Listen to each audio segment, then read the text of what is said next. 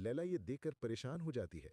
इतने में जमशेद वहां पहुंचता है और खलीफा को जहर देने वाली बात सुनकर उन्हें फितना फैलाने से रोकता है, लेकिन कोई उसकी एक नहीं सुनता। दूसरी जानिब काजी फाजिल सलाहुद्दीन और उनके घर वालों को काहिरा में खुशामदीद कहते हैं। सलाहुद्दीन शमसा से अकेले में कदरे गुस्से में तफ्तीश करते हैं कि वो एमरले की शादी में क्या कर रही थी।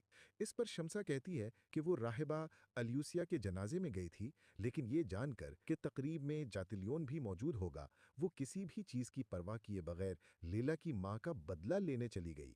सलाहुद्दीन उस पर मजीद बरहम होते हैं तो वो पूछती है कि किस हक से वो उससे ऐसे बात कर रहे हैं। सलाहुद्दीन को खामोश पाकर वो उठकर वहां से चली जाती है। कुद्स में मारिया बाल्डविन को सबीला के साथ देखकर वहां आती है और उसे अपनी बहन से दूर करने के हरबे इस्तेमाल करने लगती है। इतने में खादिमा ताजिर अलियास की मुलाकात का पैगाम लाती है तो वो वहां से चली जाती है। अलियास मारिया से कहता है कि वो तिजारत के मामले में उस पर भरोसा कर सकती है। बालिन छुपकर उनकी बातें सुन लेता है।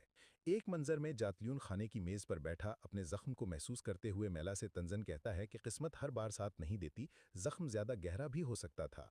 गिलास को जोर से मेज पर पटकने के बाद वो मैला से शिकार पर जाने की दरख्वास्त करता है। काहिरा में सलाहुद्दीन बोरो को मलिक मौदूद की तलवार देते हुए उसे नज़ीर के खात्मे के साथ साथ बहुत से फ़राइज़ सौंपते हैं।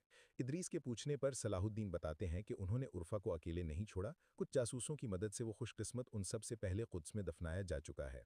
बाजार में लैला शमसा से कहती है कि वो बहादुर खातून है जिसने उसकी माँ का बदला लेने के लिए उस वहशी जातलियून पर हमला किया।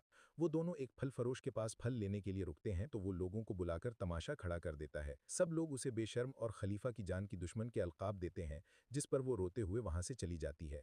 जमशेद एक बार फिर लोगों को यतीम की आह से खौफ खाने का कहकर शमसा के पीछे चला जाता है। महल में सलाहुद्दीन काजी फाजिल और लतीफ से खलीफा को दवा देने वाले मामले की तफ्तीश कर रहे होते हैं और हुक्म देते हैं कि शमसा के बारे में झूठी अफवाह फैलाने वालों का मुंह हमेशा के लिए बंद कर दिया जाए। उधर बोरू अली और तुराब से कहता है कि नज़ीर तक पहुंचने के लिए उन्हें उसके पैरोकारों को पकड़ना होगा।